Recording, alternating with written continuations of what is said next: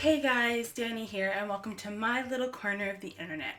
It has been about 6 months since I picked up my Standard Range Plus Tesla Model 3 Zenon. In this video, I'm going to go over all the important parts of the ownership experience and how things have changed in the last 6 months. I'm going to put it all in different sections and leave all the time codes in the description down below so you can jump around to whatever is most relevant to you. So let's get started. For all of you who do not watch videos all the way to the end, I am going to answer the most burning question, the most frequently asked question about my Tesla Model 3. Do I regret the white seats? And the answer to that is no. I have tested out a black interior Tesla Model 3 and I feel like it just makes you feel a lot more cramped and the space feels smaller with the black interior. I also hate the wood trim and I truly love the white seats. I think they are totally worth the extra cost. Truly, I think they should just be standard on it, but that's besides the point. I did get a ceramic coating put on the interior of my car about a month after I got it, and I have not experienced any staining or any issues cleaning the seats. And I do wear jeans practically every day during the winter, and there haven't been any issues in regards to that. For the ladies in the audience, I hope that you can help me solve this minor issue. So I don't wear a lot of makeup. I generally only really wear makeup when I am filming or going out somewhere special. But I do have people who I drive sometimes that do wear makeup. And I have noticed that I guess it's when they're touching their face and then they touch the seats that the makeup transfers. So it has been super easy to clean. It hasn't stained the seats at all. But I'm hoping that someone can help me find a solution so it doesn't transfer in the first place and I have to spend time cleaning my seats. I got my car on Halloween, and we really only had one warm day before it got really cold here in Toronto. So my experience with my Model 3 over the past 6 months has been a majority in winter. It has started to warm up now, but as you're probably well aware, we're all under lockdown or stay at home, so I haven't really been driving my car too much. So my car experience has really just been in the winter. Being able to preheat my car plus the glass roof has been an absolute game changer. If you live in Toronto like me and you live in an older house and you didn't renovate your house when you first moved in, you probably don't have an attached garage. My car sits out in my driveway every single night, which means that when it snows, and in Toronto it snows a lot, that my car gets covered in snow that I have to clean before I can leave for the day. Especially being someone with ADHD, I have very poor get ready in the morning skills, and I'm constantly having to run out of the house so that I am not late for an appointment or wherever I need to go. Being able to preheat my car with the addition of the glass roof, the heat in the car lifts and rises, and it also melts the snow on that glass roof and a majority of the car so that I don't have an entire car to clean when I leave in the morning during the winter. It is true what they say about the cold eating your range. One of the great features that was added through an over-the-air software update is the ability to set a time for when you are leaving. By doing that, you allow the car to be fully charged when you're about to leave, the battery isn't cold, and it'll preheat the cabin for you before you're ready to leave. This means that regen and other things are not an issue on my way in the morning or on my way to work. The problem comes in when I am leaving an appointment or leaving work. My car normally would have just been sitting out in the open in the cold for several hours. The battery doesn't like to be cold. This is where you will get the biggest hit to your battery life, is when you leave your car out in the cold for long periods of time. It also is a slight issue because when you get into your car, it is very cold and heating up your car uses a lot of the battery. If you aren't ADHD like me and you leave work at very consistent times, you can probably set an alarm to preheat your car beforehand, which would probably help with the range a little bit. But overall, that is where the biggest hit to your range is going to come from. Now for me, on my most busiest days, I drive approximately 100 kilometers. I charge my car up to 80% and I get home with about 30%. So as much as yes, in the winter time, there is a big hit to range because of the heat and because of the cold, overall, the Standard Range Plus has been phenomenal for me. I have never really had a lot of range anxiety.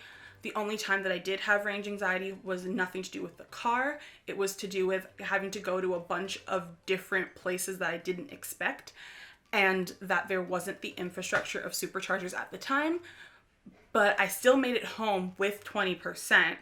And they've actually added a whole bunch of superchargers more so around the GTA so that I actually wouldn't run into that problem at all anymore.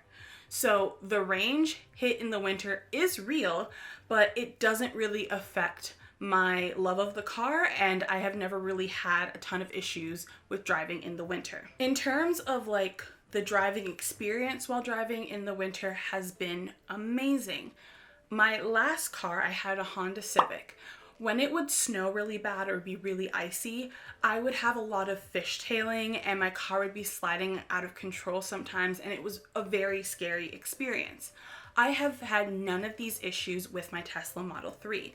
You can feel when the traction control and the safety features kick in, and it makes turning corners and all of this stuff super easy even in snowy and icy weather. I have seen a ton of videos of people on highways like sliding all over the place, and the Tesla is the only one that is driving like normal. So suffice it to say that the safety features and traction control for winter driving is phenomenal. I obviously really haven't had the opportunity to test the range differences between winter and summer. In the short trips that I am taking during this time, I have seen a significant increase in range. So where normally certain trips would take like 15% of my range, it is now taking less than 10% with the normal warmer weather. I will keep you updated when I do have the opportunity to test the summer range versus the winter range in more depth. The only very slight complaint that I do have in terms of winter driving with this car is actually the climate control. As many of you know, when you're driving an electric vehicle, it is very, very silent because there is no engine. And we do also know that when you're running the heat and stuff, the fan makes noise. But because the car is so quiet, the noise of the fan is very noticeable, especially when you're on the highway in super cold and windy days. So you get the combination of the road noise and the wind noise passing the car, which can become very loud.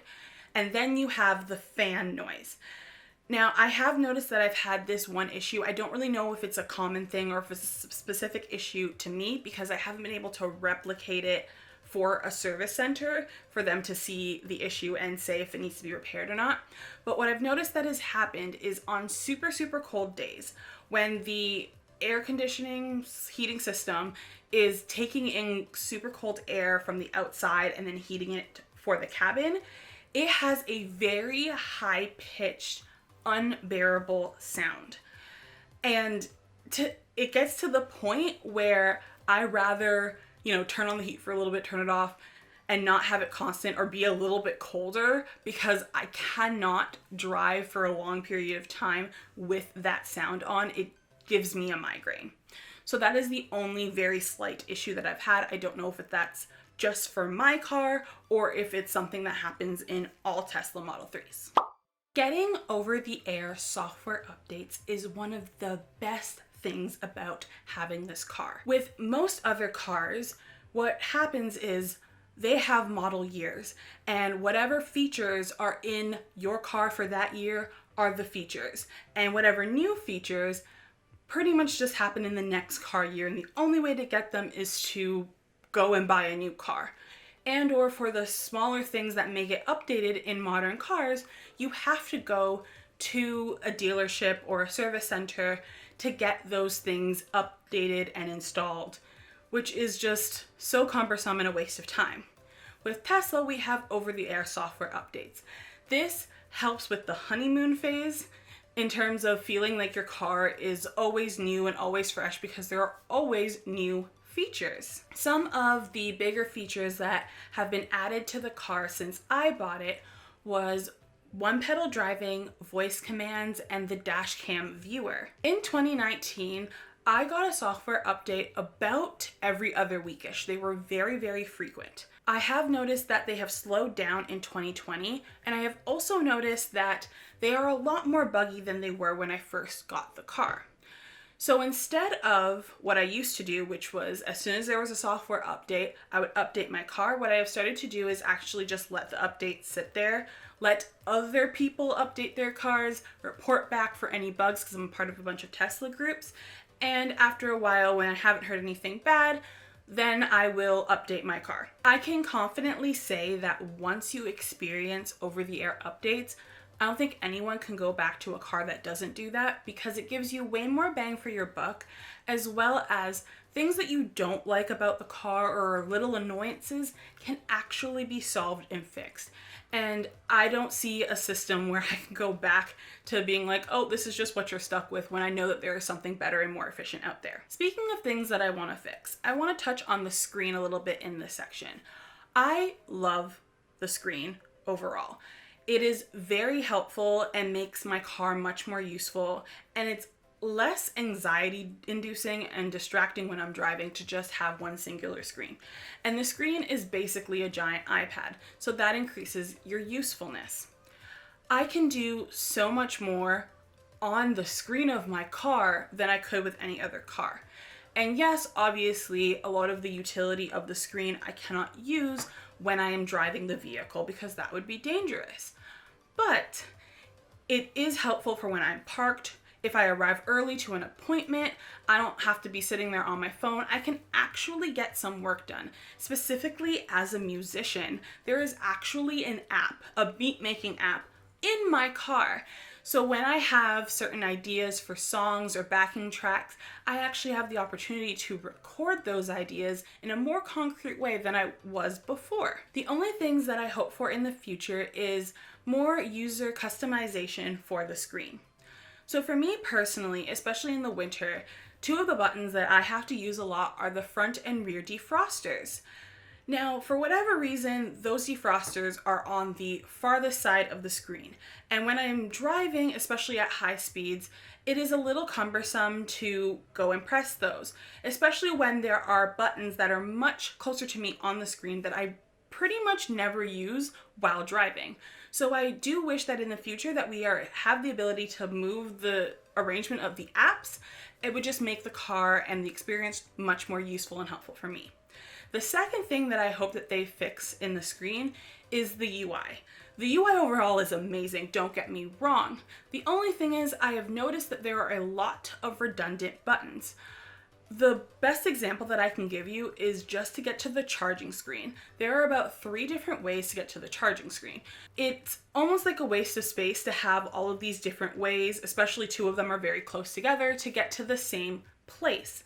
So hopefully at some point through a software update, Tesla can update the UI to make it more useful. Another way that they can make the UI more useful is that there are certain buttons that are available on the steering wheel for the driver, but are also on the driver side of the screen. Things like voice commands. It would be super useful if the passenger had the button closer to them because they actually need to use it versus where I as the driver can press one of the scroll wheels to do so.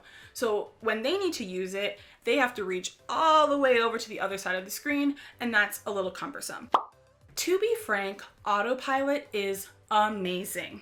I have said this in past videos, but being able to use basic Autopilot has saved me so much energy in my daily driving because it takes over all of those tedious little tasks that you have to do while driving.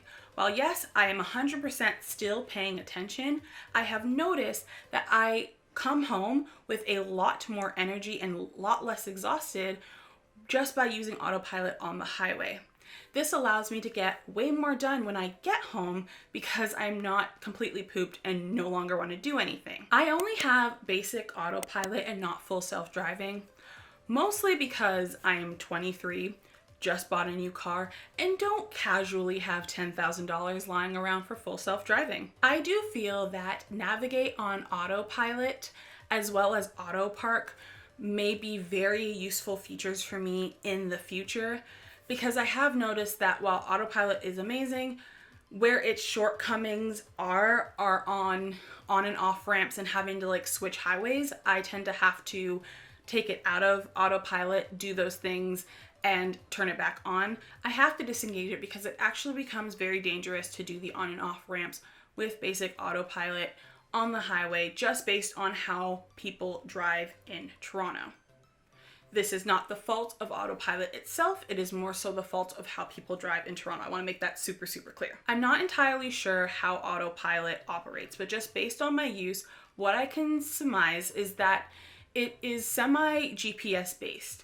So once it realizes that it is going on a off-ramp, there's obviously a slower speed limit. But how it operates is that it will slow down by 5 to 10 kilometers at a time, meaning that it brakes pretty hard and pretty suddenly.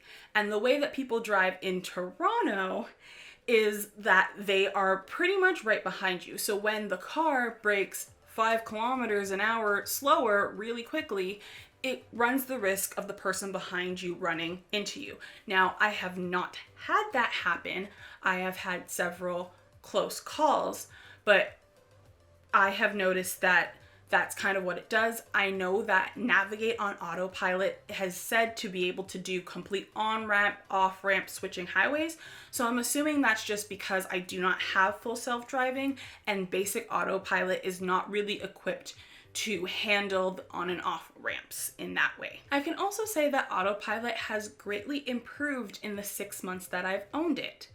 A great example of this is, again, how people in Toronto drive. How I have my autopilot set up is that I keep my car 2 lengths behind the car in front of it for safety, and because that is actually what it says in the driving handbook, everyone who lives in Toronto. But for the other people who drive in Toronto, that 2-car gap to them is an invitation for them to cut me off or cut in front of me. When I first got my car, what would happen is that the car in front of me trying to merge in would get about halfway into the lane, then autopilot would realize there was a car in front of it, and then it would brake pretty hard to make sure that you didn't hit the car in front of you. Fast forward 6 months later, and what I have noticed is that pretty much as soon as the car in front of me starts moving into the lane, the car now gradually slows a tiny bit at a much less abrupt way, allows the car to come in front of me, and then speeds back up to the speed that I had set it at. So it is very clear that this software is super advanced, super awesome, and is very helpful in my day-to-day life. Again, this is one of the features that I can't really see myself having a car that doesn't have this after I've had this car, even though I do plan on keeping my Model 3 for a very long time. But just in general, I find that not being able to have some of the features in my Tesla Model 3, especially when it comes to autopilot, makes the entire driving experience worse. And you kind of don't realize it when you're not driving in an autopilot car until you get into an autopilot car, and then you go back to like a normal car and all of a sudden you're like, wait, what? So it is very useful, very helpful, and they have some really awesome features, and you will not regret being able to experience autopilot. There are 2 big problems that I have with autopilot. Both of these have actually been fixed in the last 6 months, but unfortunately, I don't get the benefits of these fixes. So I'm going to tell you what these problems are anyway. So the first problem is weather. Things like snow are a really big issue for autopilot because it uses a bunch of radars and sensors in order to see. This is an issue when snow builds up on the front bumper, specifically when it's snowing super hard or there's snow on the ground. Once the bumper is covered and this one sensor cannot see, all of autopilot kicks out and you have to take over. So anytime I am driving and I see that it starts snowing, I'm basically just counting down the minutes until I have to take over for autopilot because I know what's going to happen even in the littlest amount of snow. The second kind of weather issue is specifically around sunset. The way that the cameras are positioned in the B-pillars on the sides of the car, they can often get blinded by the sun or by the shadows of the sun. and then if they are blinded, again, autopilot kicks out. They have fixed both of these issues in the Model Y by first making the camera cutouts in the B pillars a lot smaller so they are less susceptible to the sun, like direct sun, and the shadows of the sun, specifically around sunset, as well as they have made the radar in the front bumper a heated radar so that as it is snowing, that radar can heat up and melt the snow so that it can continue to see. None of these fixes are available in the Model 3, which really sucks. The second issue is actually the camera hardware or the chip that is running autopilot in my car. I have hardware 2.5, and for whatever reason with hardware 2.5, what ends up happening is the cars around you in the visualization dance or jump around. This is normally not a huge deal because obviously I'm not using the visualization to tell me what cars are around me. I am using my eyes and checking my blind spots and all of those safety things. Where this problem comes in is when I am on the highway.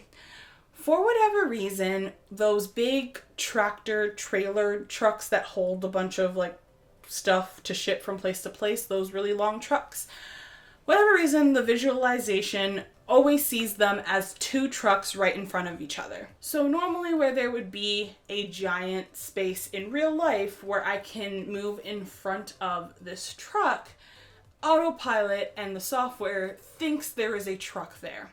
So when I am trying to merge in front of the truck, all of the safety features are kicking in because it thinks that I'm going to get into a crash because there is a truck there.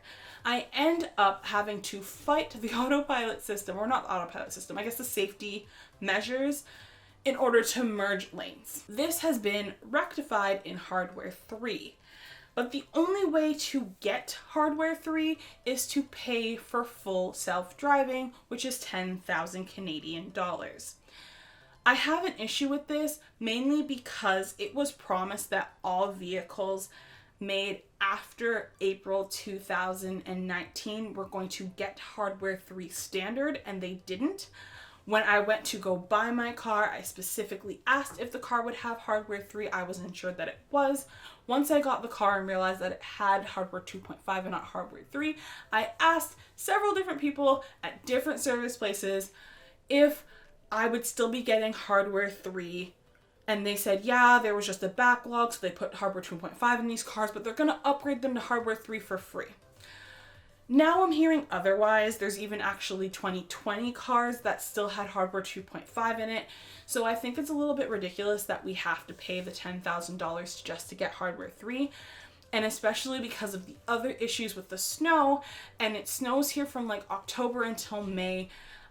Personally, it is just not worth it for me at this time to get full self-driving, but I do want hardware 3 because that truck issue is an issue and it can't be fixed without paying $10,000 extra dollars. Just to me seems a little bit ridiculous. I am really not trying to bash autopilot whatsoever. Like I said, I love it very, very much. I just wish that we had the ability to pay for individual improvements like the heated radars or like the improved B pillars or like hardware 3 without having to either buy a new car, buy a different car, or pay $10,000, especially when you live in a place that snows as much as it does.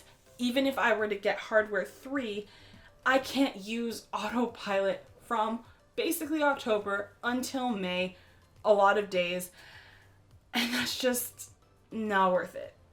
Truly.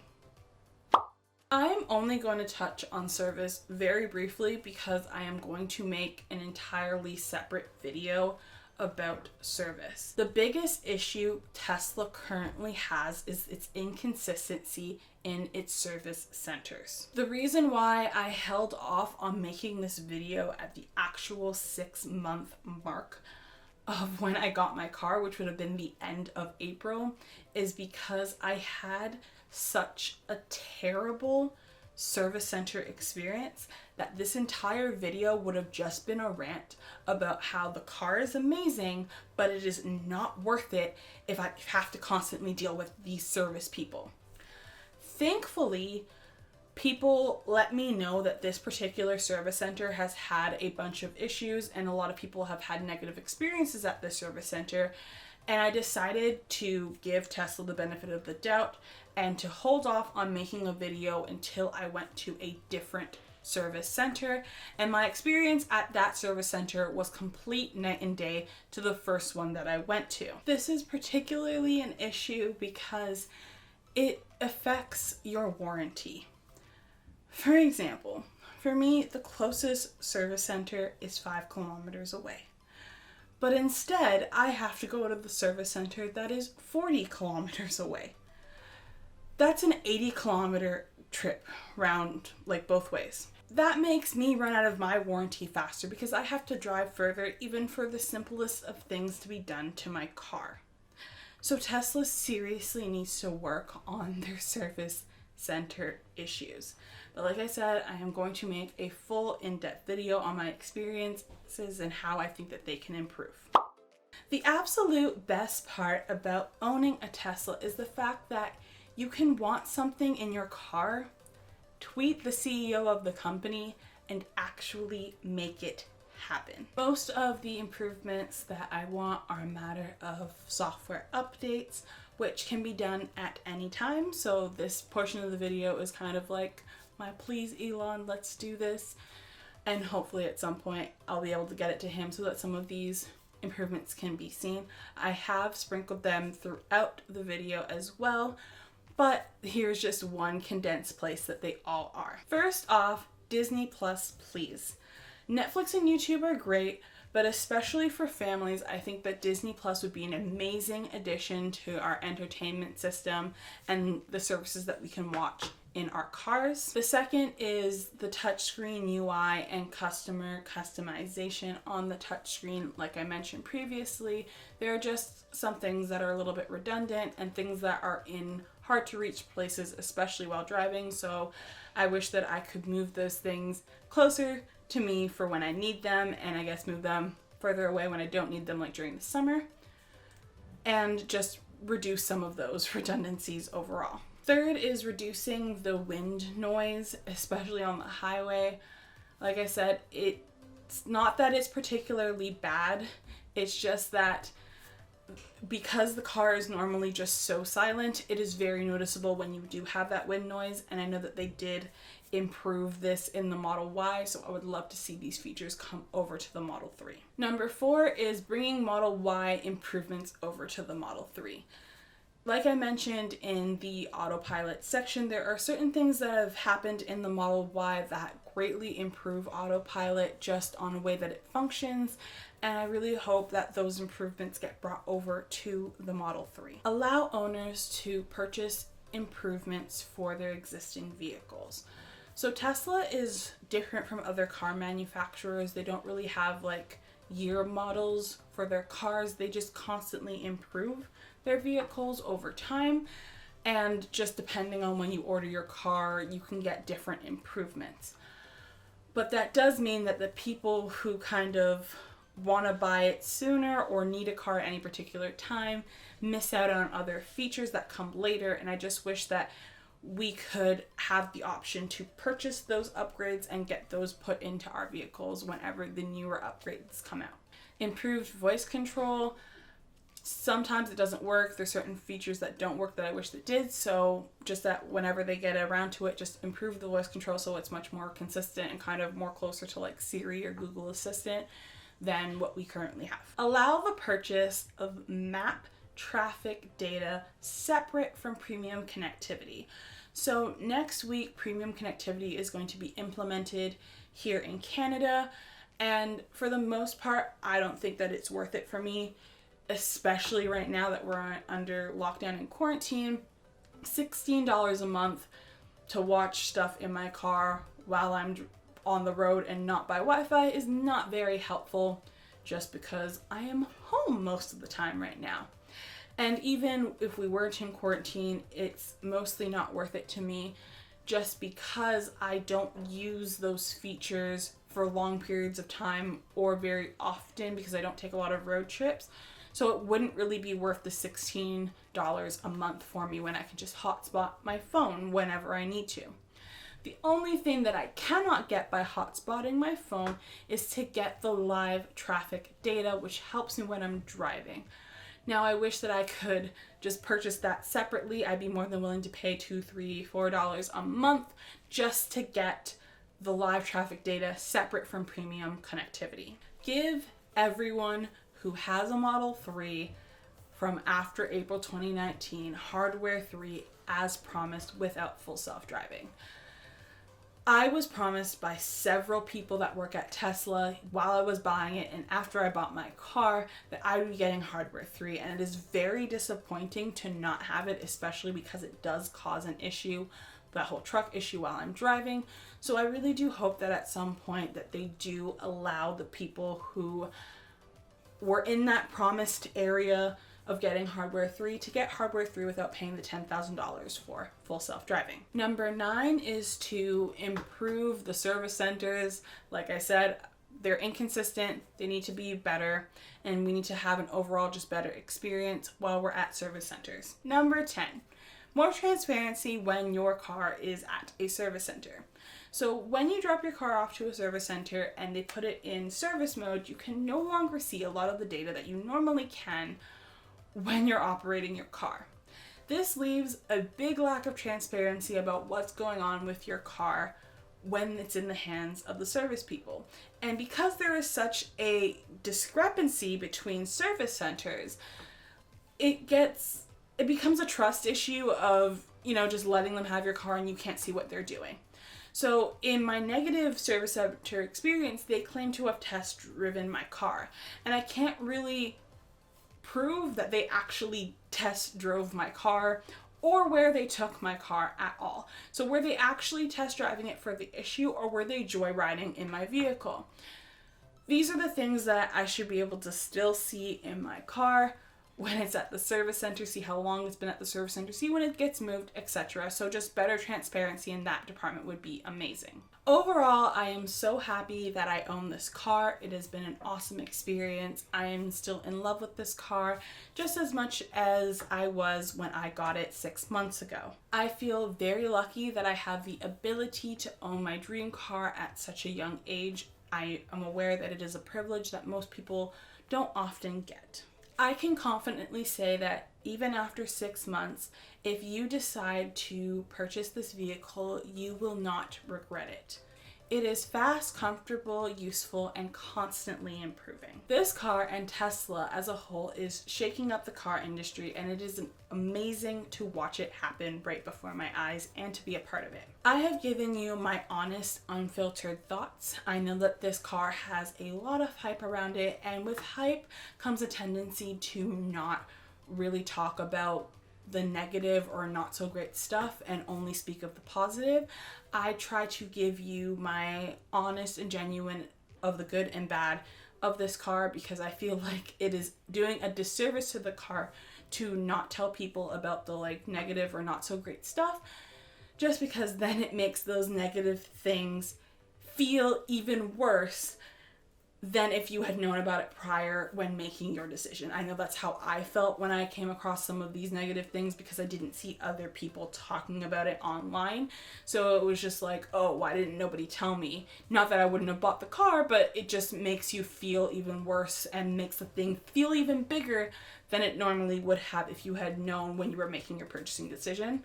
So that was my goal with this video, and I hope that I accomplished that goal, and that I gave you a good balanced look at what it is like to own a Tesla Model 3 after 6 months. If you enjoyed this video or found it helpful, give it a thumbs up and consider subscribing.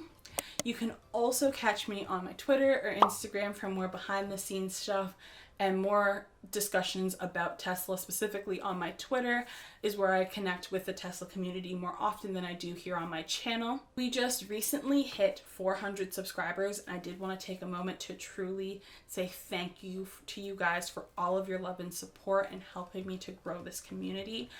I want to continue to make videos that you guys enjoy, and I really appreciate you guys being here and being a part of this community with me. That's all I have for you guys for now. I will see you guys again next week. Bye.